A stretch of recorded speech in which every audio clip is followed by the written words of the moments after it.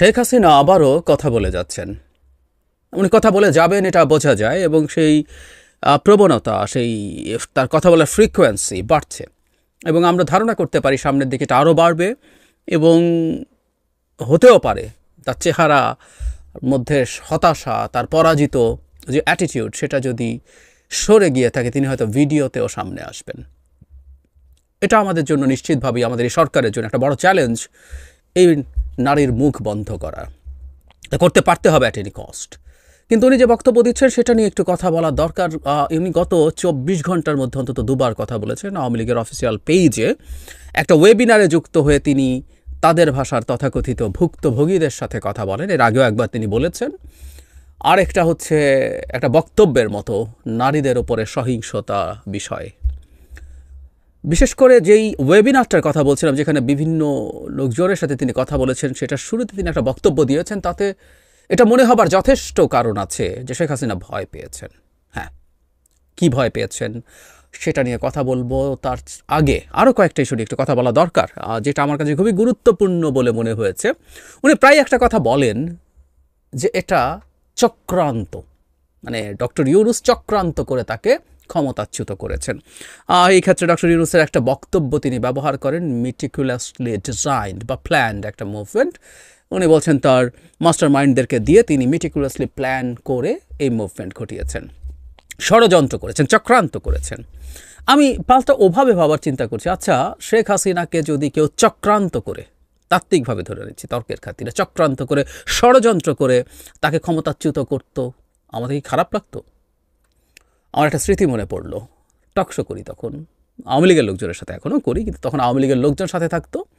এই 2022-23 সালের দিকে যখন আওয়ামী লীগের ওপরে আমেরিকা প্রচুর চাপ প্রয়োগ করছে, তখন আওয়ামী লীগের এক নেতা বলছিলেন যে আওয়ামী লীগের বিরুদ্ধে ষড়যন্ত্র হচ্ছে। শেখ হাসিনা ষড়যন্ত্র কথাটা খুব বলতেন। প্রত্যেকটা স্বৈরাচার এই ধরনের আলাপ দেয়, বিশেষ করে যারা কিছু কিছু ক্ষেত্রে, আমি বহুবার বলেছি আওয়ামী লীগ আসলে একটা মাফিয়া রেজিম, কিন্তু সে কতগুলো ফ্যাসিস্টের টুল ব্যবহার করতো। তার মধ্যে একটা শত্রুর প্রতিমূর্তি তৈরি করা, ষড়যন্ত্র হচ্ছে, তার বিরুদ্ধে তাকে দাঁড়াতে হবে, সেটা বলার চেষ্টা করতো। তখন আমি একদিন অন রেকর্ড টকশোতে তাকে বলেছিলাম, আপনারা ষড়যন্ত্র করে ক্ষমতায় আছেন, আপনাদেরকে যদি ষড়যন্ত্র করেও ক্ষমতা থেকে সরানো যায়, কেউ সরায়, আমি তার সাথে আছি।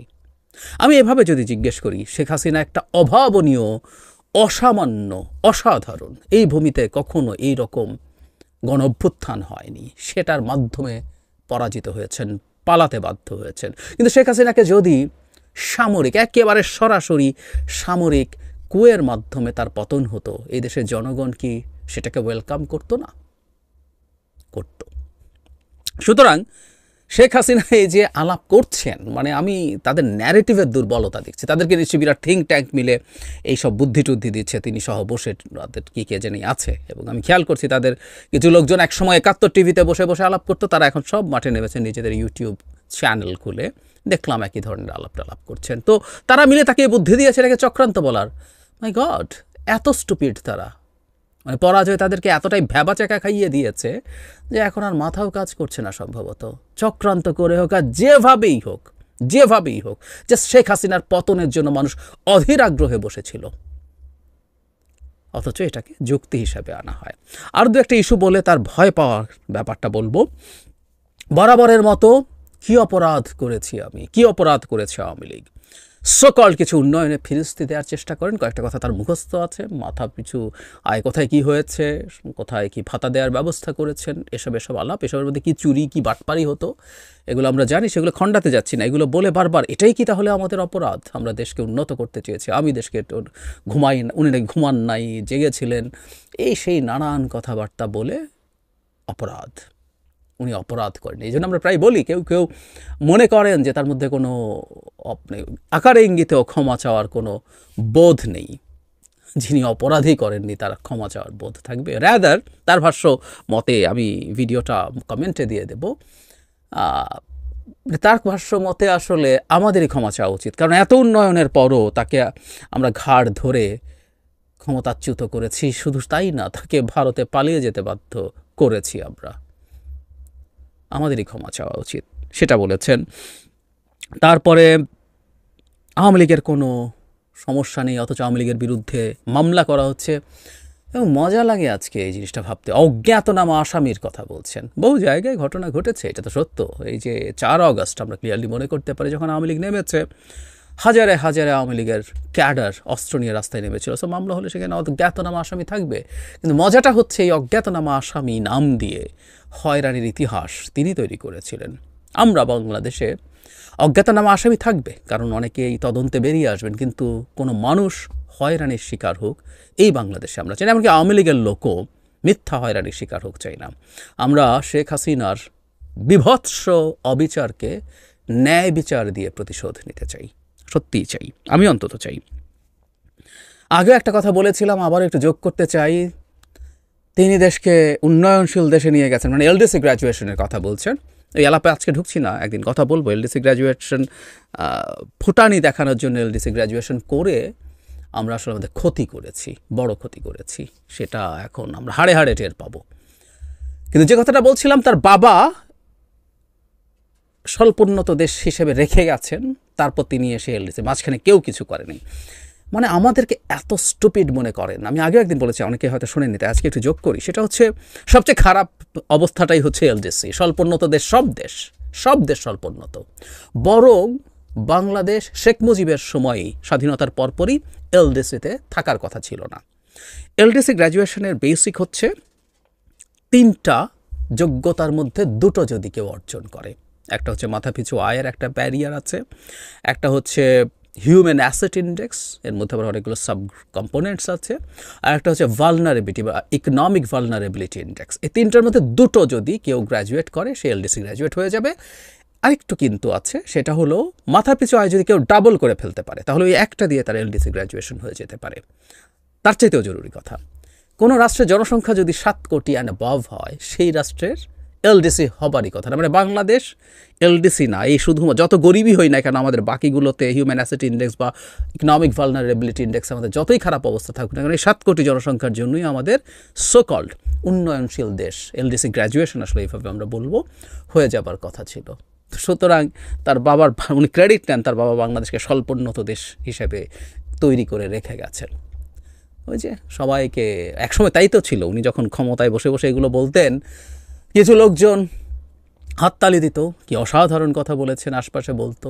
এখনও উনি মনে করছেন একই কথা বলে পার পাওয়া যাবে, এবং খুব অবিশ্বাস্যভাবে। মানে আমি নিজেও আসলে জানি না, তার এই ন্যারেটিভ এই দেশের জনগণ মুহূর্তে ঘৃণা ভরে প্রত্যাখ্যান করে, কিন্তু তার দলের লোকজনও কি এই ন্যারেটিভ খায় আমি আসলে জানি না। তিনি তো আসলে এই বক্তব্য দিচ্ছেন মূলত তার দলের লোকজনকে চাঙ্গা রাখতে, এবং কেউ কেউ ধারণা করেন, আমার কাছে এটা যৌক্তিকও মনে হয়, তিনি কথা বলছেন মূলত তাকে বাদ দিয়ে বাংলাদেশে আওয়ামী লীগ যারা আছেন, কারণ তিনি এবং টপ লিডার্স, মধ্য পর্যায়ের নেতাসহ সব তো ভারতে পালিয়ে আছেন। আমি কিছুদিন আগে একটা ভিডিওতে বিবিসি বাংলার একটা রিপোর্টকে উল্লেখ করে আপনাদেরকে জানিয়েছিলাম, টপ লিডার্স, যার মধ্যে এমপি, মন্ত্রী এবং জেলা পর্যায়ের প্রেসিডেন্ট, জেনারেল সেক্রেটারি মিলে প্রায় 200-র মতো মানুষ ভারতে পালিয়ে আছেন। আর মধ্য পর্যায় সহ উপজেলা লেভেলের নেতা ধরলে 1000 নেতা, আর তাদের কর্মী হিসাব করলে তো হাজারে হাজারে। সুতরাং এই মুহূর্তে বাংলাদেশে কেউ আওয়ামী লীগকে করে ফেললে, আওয়ামী লীগের নেতৃত্ব নিয়ে কিছু করে ফেললে কি না, সেই ঝুঁকিতে সম্ভবত তিনি কথা বলছেন। কিন্তু এই বয়ান দিয়েও কি তিনি পারবেন জনগণের সাথে কানেক্ট করতে, তার লোকজনের সাথে? I really don't know. এবার যে কথাটা বলছিলাম, আসলে যেটা হয়েছে এটা ফ্যাক্ট, যে দীর্ঘদিন পুলিশ দিয়ে পিটিয়ে, গুম করে, হত্যা করে, নির্যাতন করে, মামলা দিয়ে, প্রশাসনকে দিয়ে দুর্নীতি করিয়ে, ব্যবসায়ীদেরকে দিয়ে দখল রেখে ভারতের এবং ভারতের সরকারের সহায়তা নিয়ে ক্ষমতায় থাকতে গিয়ে জনগণের সাথে কিভাবে কমিউনিকেট করতে হয়, জনগণকে কিভাবে ম্যানেজ করতে হয়, কনভিন্স করতে হয়, এই স্কিলগুলোই তাদের শেষ হয়ে গেছে। এবার শেখ হাসিনার ভয় পেয়েছেন কিনা সেই প্রসঙ্গে আসবো।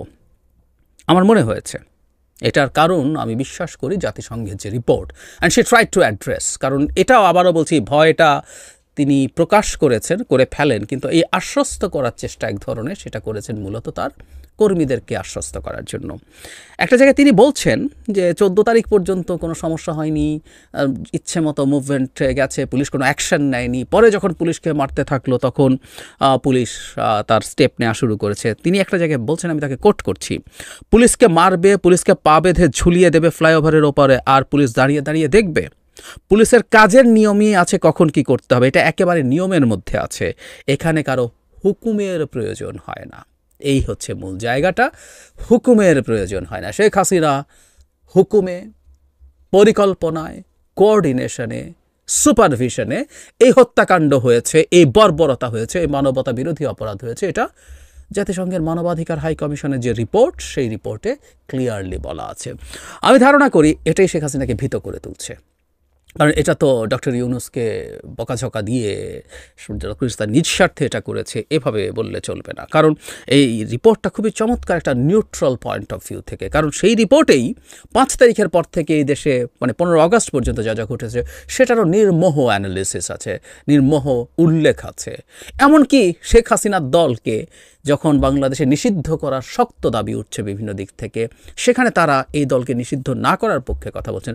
So it was a very balanced report, যেখানে আসলে যতটা সম্ভব, যথেষ্ট সম্ভব নিউট্রালিটি রেখে কথা বলা হয়েছে। সেখানে এখন যখন এটা বলা হয়, শেখ হাসিনা এখন বলতে চাইছেন যে পুলিশ তার নিজের সিস্টেম আছে, আইন আছে, কী কী করতে হবে। সুতরাং যাবতীয় হত্যাকাণ্ড সহ যা যা কিছু পুলিশ করেছে সব নিজে করেছে, হুকুম দেয়নি।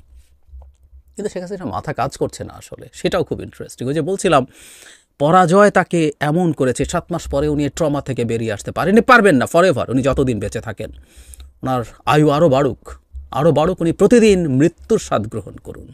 কারণ ক্ষমতায় থেকে যাচ্ছে তাই করাই হচ্ছে তাদের কাছে জীবন এবং বেঁচে থাকা। সেটা যখন করতে পারছেন না, এটা মৃত্যুর চেয়েও জঘন্য ব্যাপার। তিনি যখন বলছেন পুলিশই সব করেছে নিজের সিদ্ধান্তে, তার মানে এই যে হত্যাকাণ্ড, এমনকি পুলিশই যে অ্যাকশন শুরু করেছে, এটা উনি বলছেন। আবার পরে বলছেন, মুগ্ধ সহ কয়েকজনের নাম বলে, এদের ডেড বডি বের করে আনা দরকার কবর থেকে, বা যারা শহীদ হয়েছেন ময়না তদন্ত করা দরকার, কারণ এগুলো নাকি আবার পুলিশের গুলিতে মারা যায় না। মানে এই কিছুক্ষণ আগে এটা বললেন, পরে আবার এটা বলছেন। মাথাটা গেছে তার। ওই যে বললাম, এতটাই খারাপ অবস্থা। সো তার ইন্টারপ্রিটেশন একই পুরনো, একই কথা বারবার ক্রমাগত বলাটাও যে বোরিং শোনায় সেটা তিনি জানেন না। এবং এভাবে অন্তত তার দলের লোকের সাথে কমিউনিকেট করা যাবে বলে মনে করি না। তাদের স্কিল ডেভেলপ করতে হবে নতুন করে। এতদিন যা বলেছেন আর যা বলে হাততালি পাওয়া গেছে, এটা ডিফারেন্ট সিচুয়েশন। তার পাশে দাঁড়িয়েও যে লোকটা হাততালি দিত, সেও কোনো না কোনো প্রয়োজনে এমপি হবে, মন্ত্রী হবে, ব্যবসা পাবে, সাংবাদিক হলে একটা প্লট পাবে, বিদেশে যাওয়ার সঙ্গী হবে, কোনো একটা পদে বসবে, এসব কারণে এসব করেছিল। একই ন্যারেটিভ নিয়ে তার মাঠে আছেন। যাই হোক, এটা খুব ক্লিয়ার, সেটা হচ্ছে তিনি ভয় পেয়েছেন। আমাদের এই ব্যাপারটা, বিশেষ করে জাতিসংঘের, এটা নিয়ে আমাদের হাতে অস্ত্র যেটা উঠলো সেটা হচ্ছে জাতিসংঘের এই রিপোর্টটা আমাদের নিজ উদ্যোগে যত বেশি দেশে, আমাদের দেশে থাকা যে বিভিন্ন দেশের দূতাবাস আছে, সেখানে তো এইগুলো নিয়ে বিস্তারিত কথা, এবং বাংলাদেশ সরকারের পক্ষ থেকে বা বাংলাদেশের পক্ষ থেকে ইন্টারন্যাশনাল মিডিয়াতে, ইন্টারন্যাশনাল বিভিন্ন ফোরামে এই রিপোর্টটাকে খুবই গুরুত্ব দিয়ে তুলে ধরা দরকার। এটা যত তুলে ধরা হবে, শেখ হাসিনার উপরে সেই চাপটা তত বেশি আসতে থাকবে। এবং আমি বারবার বলেছি, শেখ হাসিনার বক্তব্যে আসলে আমাদের লাভ হয়, কিন্তু শেখ হাসিনার বক্তব্য বন্ধ করতে পারা নিয়ে ভারতের মাধ্যমে একটা মেসেজ শেখ হাসিনা পর্যন্ত পৌঁছা দরকার। এটা এখন একটা লড়াইয়ের মতো হয়ে গেছে। এটাতে আমাদের জেতা উচিত। এটার জন্য আমাদের যত পদক্ষেপ নেওয়া দরকার, তত পদক্ষেপ নিতে চেষ্টা করা দরকার। এটা আসলে ওই জায়গায় চলে গেছে। কারণ তার দলেরও যেসব বর্বররা আছেন, আমি গত 2 দিন আগে একটা ভিডিওতে বলেছিলাম যে শেখ হাসিনার সেই অডিও, এটা আমরা জানতাম উনি কী করেছেন, কিন্তু অডিও শোনার পরও, তার বর্বরতার সার্টিফিকেট দেখার পরও যারা শেখ হাসিনাকে সমর্থন করেন, তারা তার মতোই বর্বর, একেবারে অসভ্য বর্বর তারা। আমি শব্দগুলো হয়তো হার্শ শোনায়, আমাকে অনেকে লিখেছেন আমি এই ধরনের ভাষা কেন ব্যবহার করছি। আমি আসলে কোদালকে কোদাল বলা দরকার। তিনি তাই। সো তাদের কাছেও এই মেসেজটা যেতে হবে যে তাদের প্রভু ভারত শেখ হাসিনার পেছনে দাঁড়ানো থেকে সরছে। এই চাপ আমাদের চালিয়ে যেতে হবে। আমরা সফল হবো কিনা জানি না, ভারতও এটা তার ইগোর জায়গা থেকে ধরবে, কাজ করবে, কিন্তু আমাদের এই প্রচেষ্টা চালিয়ে যেতে হবে। আমি আশা করি সরকার সেই চেষ্টা করবেন, এবং আমি মনে করি শেখ হাসিনাকে আরও ভয় পাইয়ে দেওয়া যাবে, এবং এই ভয় ক্রমাগত পাওয়ানো গেলে ভারতকেও দ্বিধান্বিত করা সম্ভব হবে।